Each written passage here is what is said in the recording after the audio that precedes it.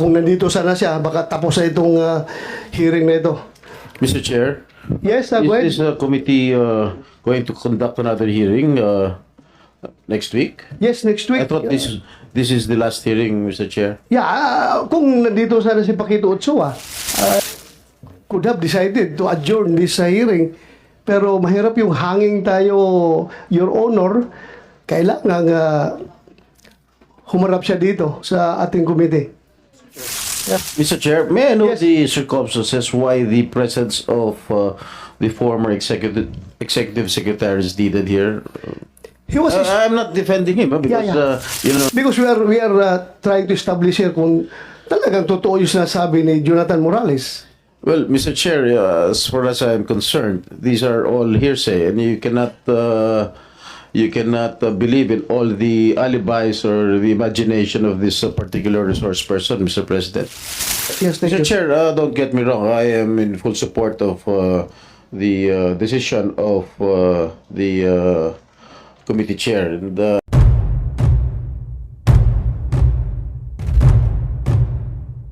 Before I would recognize Senator Jinggoy Estrada, I just would like to some administrative points. Number one, this committee is in receipt of deed of absolute sale ng kondo ni Maricel Soriano. So, andito si Miss Marjorie Casiban. Ma'am, can you expound on this? This is coming from you. Yes, From your Your office. Honor. Good morning po. Good morning. So, the deed of sale was executed first day of August 2012. Am I correct? Correct po. So, you confirm this? Yes, correct po. And Jonathan Morales, the information you received from the confidential informant was sometime March 2012. So, inamin naman ni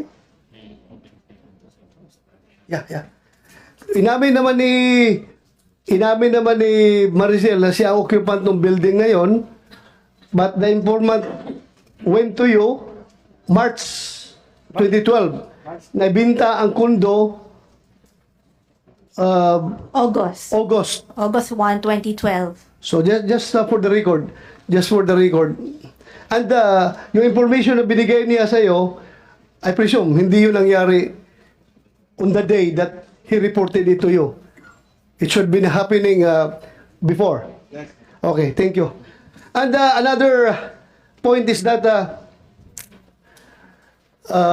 this committee is in receipt of a letter coming from Attorney Paquito Ochoa stating therein that hindi siya maka-attend sa hearing natin dahil may sakit siya.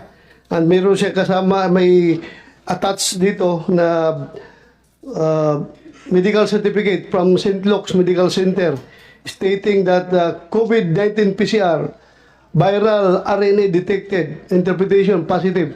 Positive daw siya sa COVID kaya hindi siya maka-attend. So, sana kung hindi siya kung naka-attend siya ngayon dito, baka kung natapos natin itong in-entertain itong mga resource person na kailangan natin tanungin at kung nandito sana siya, baka I could have adjourned this this hearing after to this hearing. But bigyan pa natin siya ng chance. So, kumsik, ilang araw ba bago mag-negative sa COVID? 5 days. 5 to 7 days.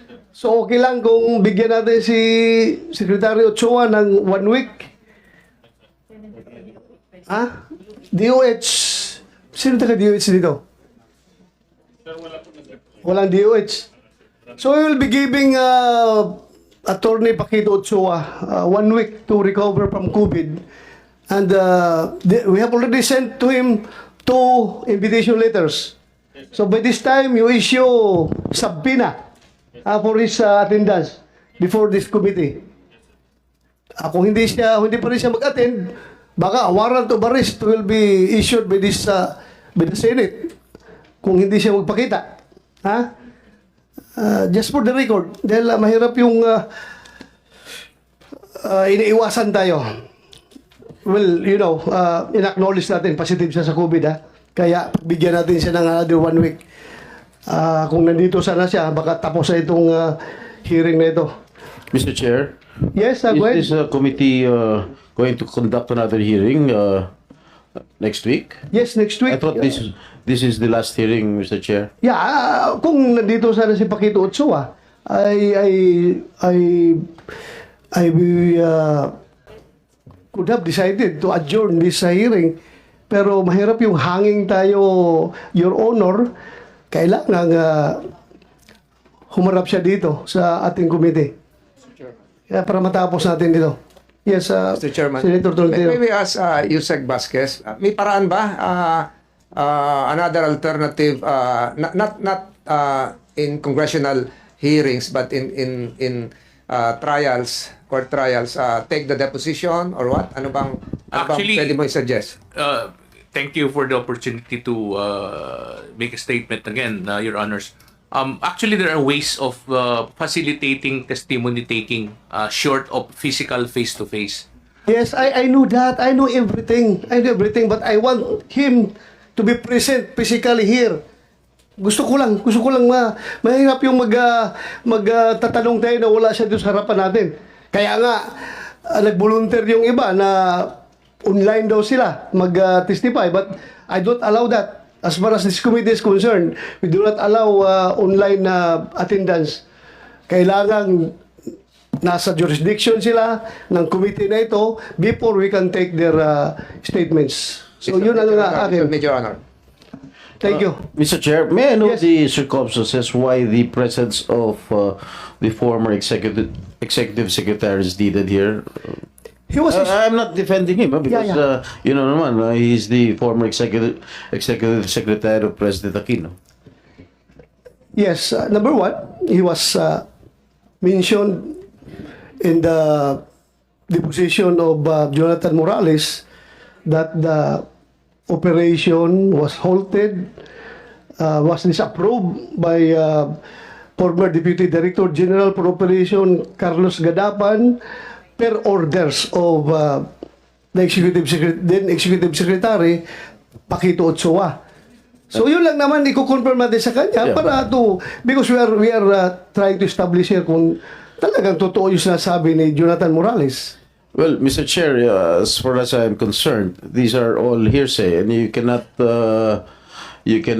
believe in all the alibis or the imagination of this particular resource person, Mr. President. Yes, Mr. I am Chair. taking your position on this matter, Your Honor, but when you say heresy, wala siyang personal knowledge. So let us define now what is personal knowledge. Personal knowledge is talagang siya ang nakakaalam. Siya ang nakakaalam, di ba? So, right here, right now, I presume, hindi ako abogado ha, hindi ako abogado, ordinaryong pulis lang po ako. Pero ito ang interpretation ko. Jonathan Morales has no personal knowledge as far as the action of Paquito Ochoa of stopping the said supposed to be surveillance and casing operation to validate that information. But he has a personal knowledge as far as that information is concerned. So, when we talk of personal knowledge, alam niya yung impormasyon. So, personal knowledge pa rin yan because nakausap niya si Gadapan na sabi niya, pinahinto itong operation natin, disapprove ko dahil ayaw ni Executive Secretary Ochoa. So, may personal knowledge si Morales of that information. Pero wala siyang personal knowledge as far as that incident is concerned. Na pagbigay ng order ni Ochoa na i-basura yung operation. So, yun lang sa akin. Hearsay, pero pag sabi natin personal knowledge, may personal knowledge siya as far as that information is concerned. Kaya nga, pinapatawag natin ngayon, at na-intriga lang ako, Your Honor, kasi pangalawang imbitasyon na natin ito, ngayon may COVID siya. So, pangatlong imbitasyon natin dito, subpoena na.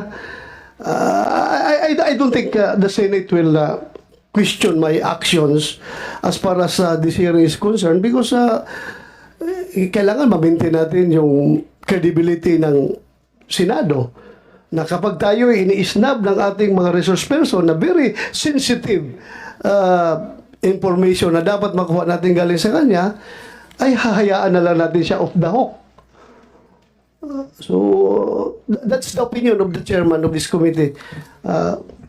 Thank you, Mr. Chair. Yes, thank Mr. you. Chair, don't get me wrong. I am in full support of the decision of the committee chair, and I will continue to support the decision of the chairman of this particular committee, Mr. President. Thank you, Your Honor. I know you're very supportive.